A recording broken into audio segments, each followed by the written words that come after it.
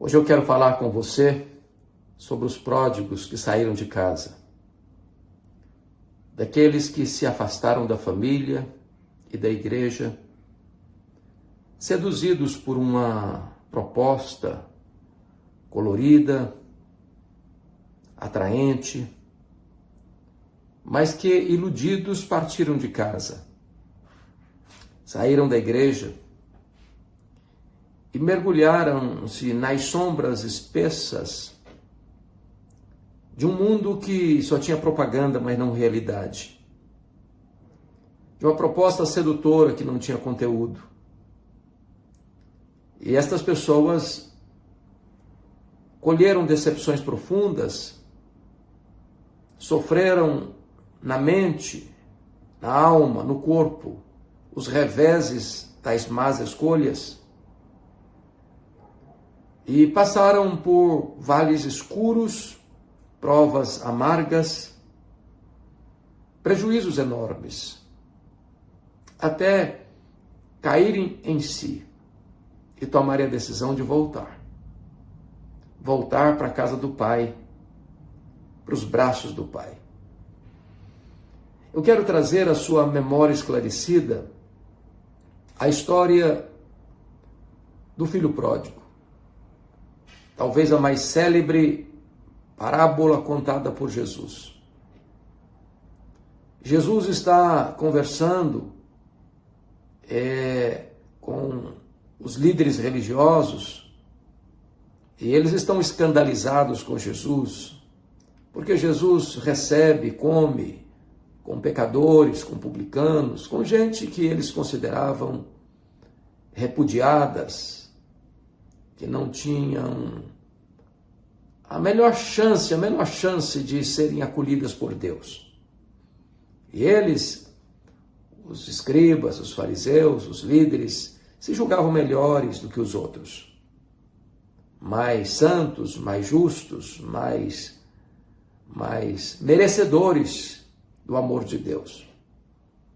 Então Jesus conta para eles 3 parábolas.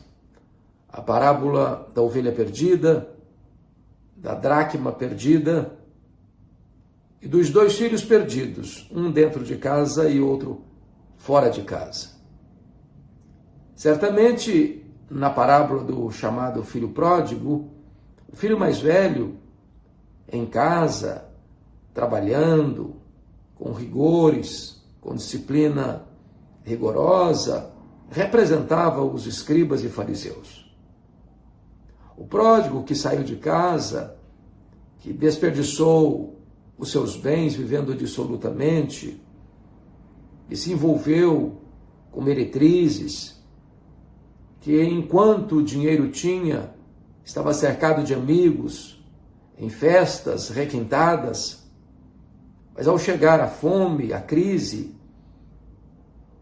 os amigos foram embora, o dinheiro acabou, a festa acabou, um gosto de cinza na boca, a fome implacável o castigava. E então, o único local que ele encontrou foi trabalhar com porcos, cuidar de porcos, o que para os judeus era uma coisa impura. E ali ele sentia necessidade de comer as próprias alfarrobas que os porcos comiam, mas nem isso lhe era permitido. Ele estava no fundo do poço, no fim da linha. Suas escolhas insensatas estão chegando agora com a conta cara. E é nessa conjuntura de carência, de solidão, de fome, de opróbrio, é que ele se lembra do Pai. Se lembra da casa do Pai. Se lembra do que deixou para trás.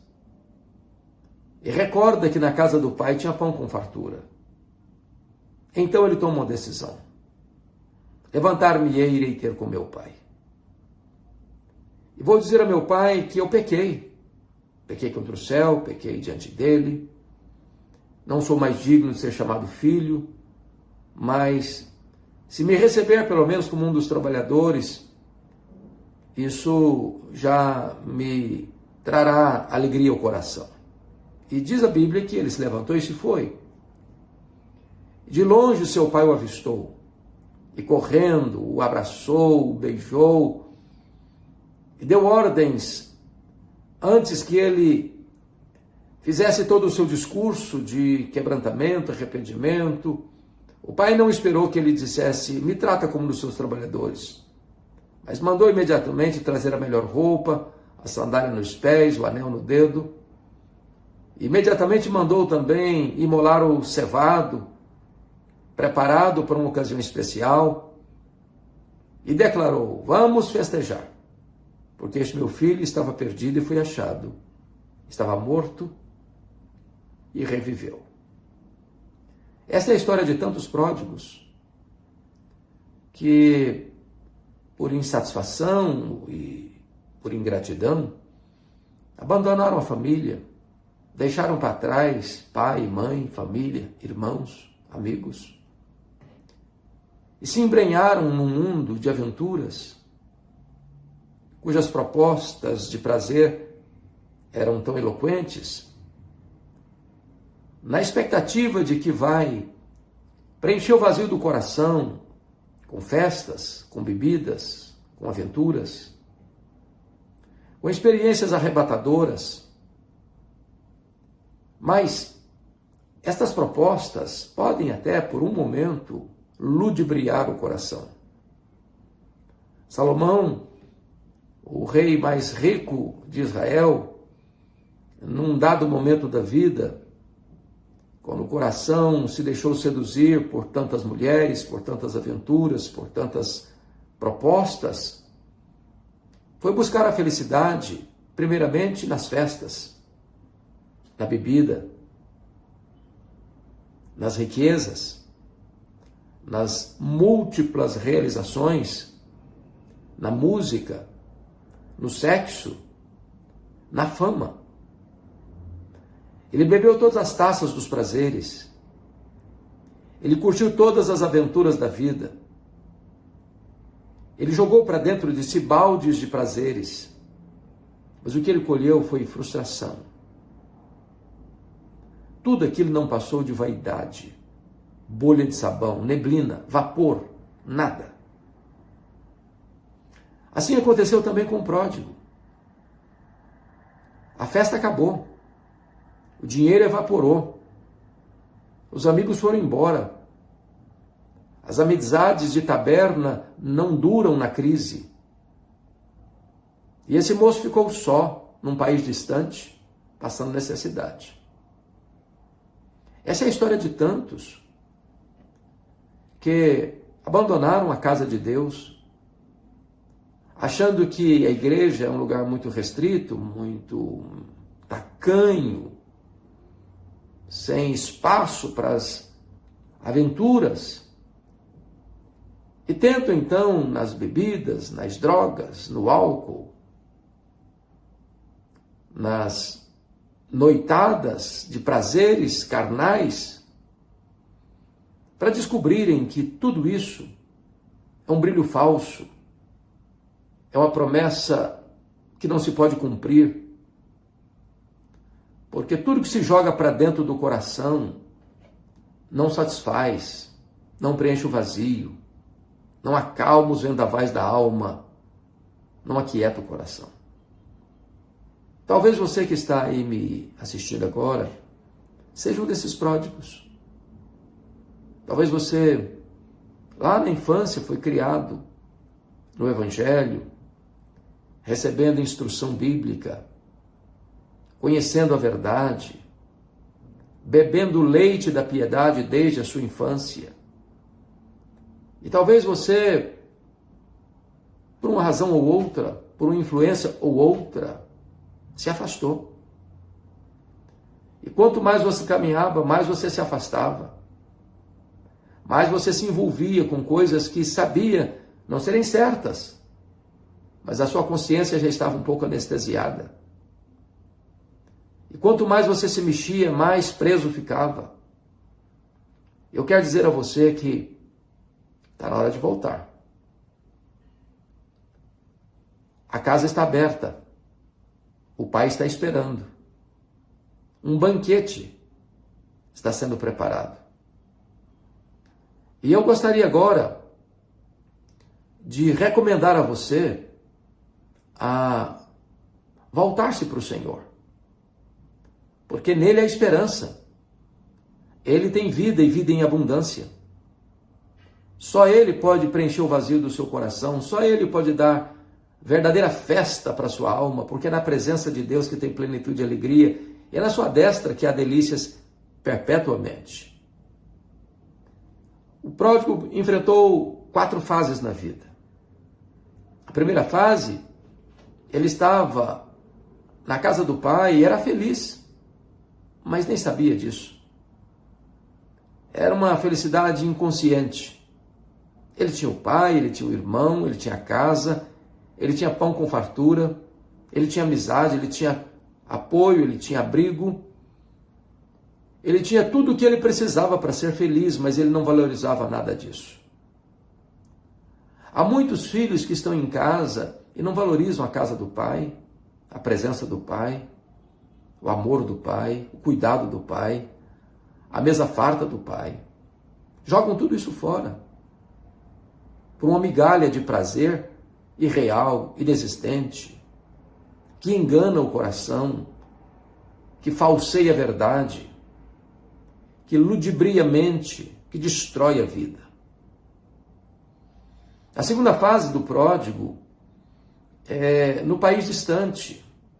Ele era infeliz, mas também não sabia, porque estava curtindo a vida, rasgando a cara em ruidosas gargalhadas, nas festas regadas a bebida e a prazer impuro, inconsequente, que só trouxe mais vazio para sua alma.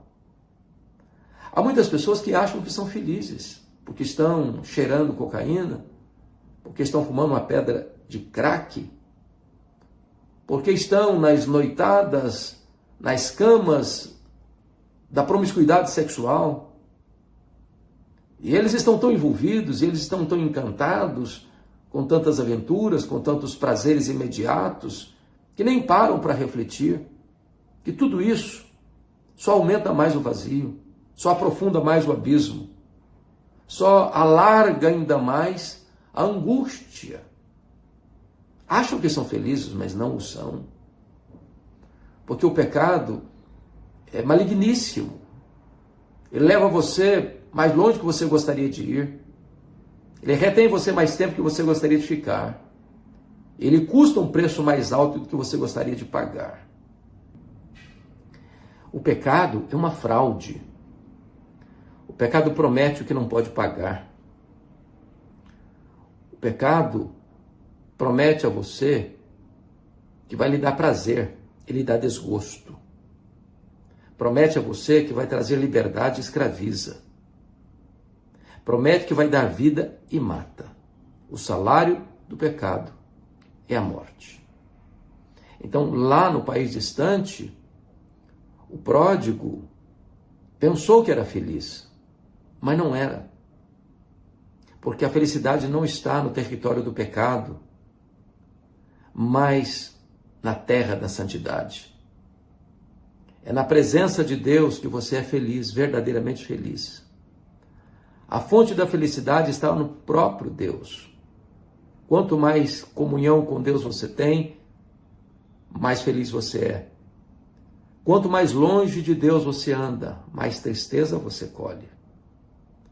Até mesmo as alegrias que lhe fazem sorrir, cantar, celebrar, ou até dar gargalhadas, lá no fundo, quando você põe a cabeça no travesseiro, quando você conversa com a sua própria alma, a tristeza está lá. E se você, nesta prática toda, não sente nada, é porque o seu estado ainda é pior. A consciência já está cauterizada. É por isso que é uma terceira fase na vida desse pródigo, quando ele está agora cuidando de porcos. Agora ele é infeliz. Ele sabe disso. É a solidão. São os amigos de botequim, de bares, que vão embora, porque na verdade nunca foram verdadeiros amigos. O amigo é aquele que confronta você em particular e defende você em público. O amigo é aquele que está com você na hora da alegria e também do choro. O amigo é aquele que chega quando os outros já se foram. Qualquer amigo que pula do seu barco na hora da crise nunca foi seu amigo. Esse moço está agora sem dinheiro. Ele gastou insensatamente a sua herança. Ele usou os recursos que recebeu do seu pai de forma insensata, vivendo uma vida dissoluta, gastando dinheiro com meretrizes, curtindo a vida, num local onde a sua vida estava sendo roubada dele. Agora ele está com fome e não tem dinheiro para comprar comida. Agora ele está num chiqueiro, enlameado, cuidando de porcos, cobiçando até a comida dos porcos, e nem isso ele tinha. A crise se agrava por demais. Ele chegou ao fim da linha, ao fundo do poço.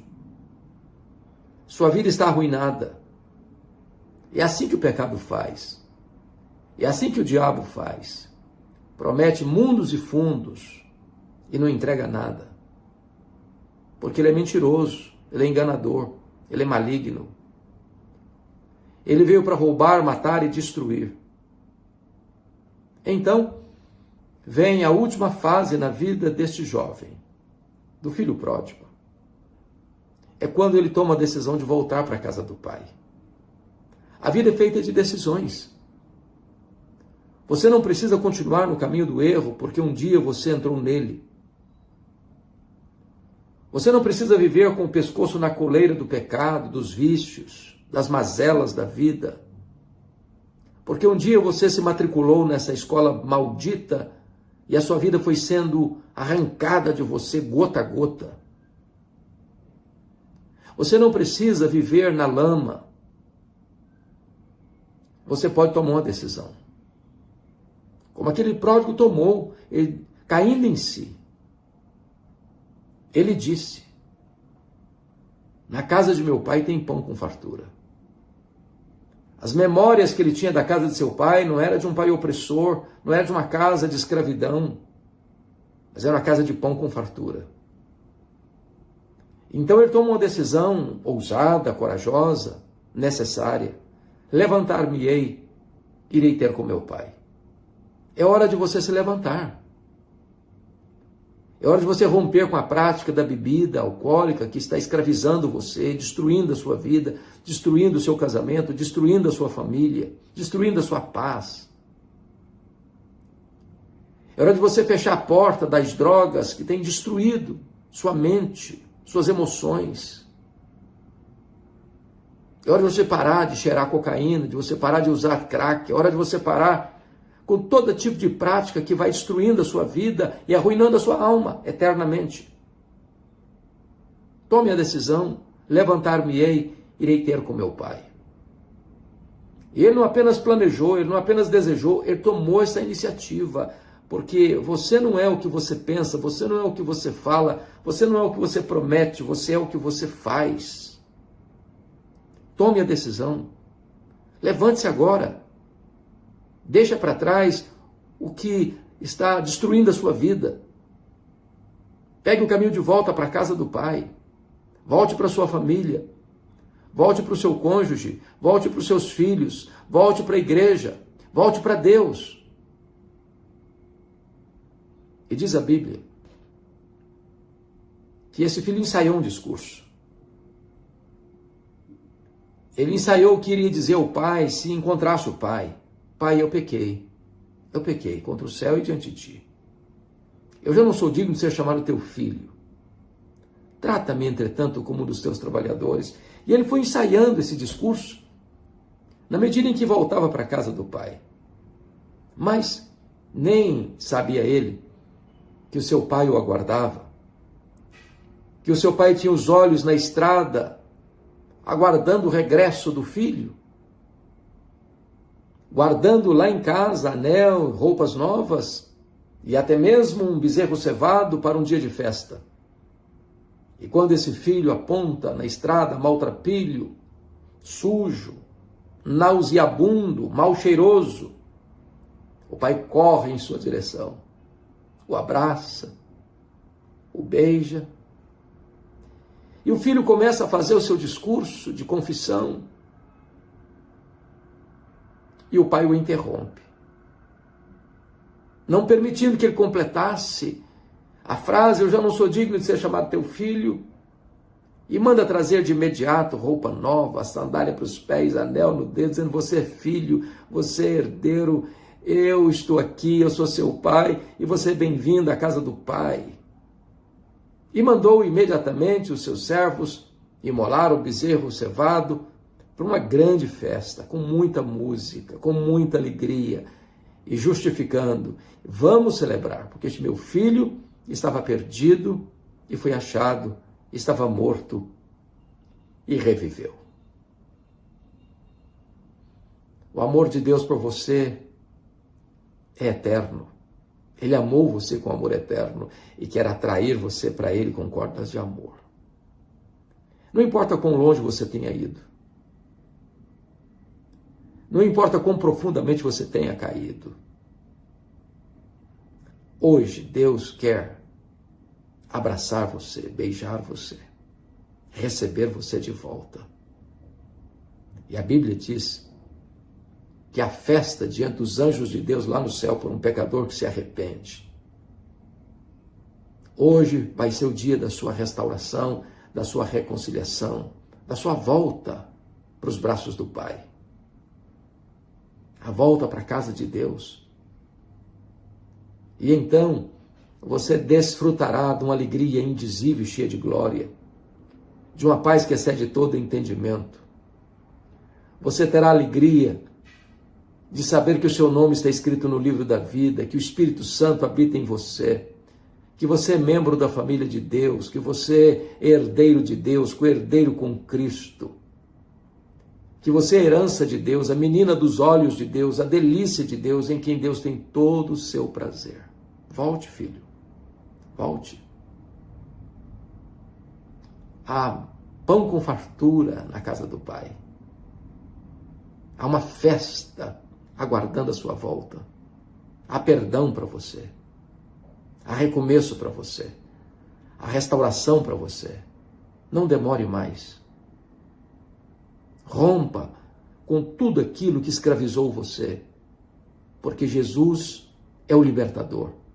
Foi Ele quem disse: conhecereis a verdade e a verdade vos libertará. Se o Filho vos libertar, verdadeiramente sereis livres.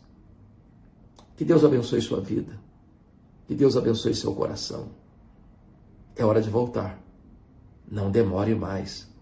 Tem uma festa esperando você. A festa da salvação. A festa da reconciliação. Deus abençoe sua vida. Deus abençoe o seu coração.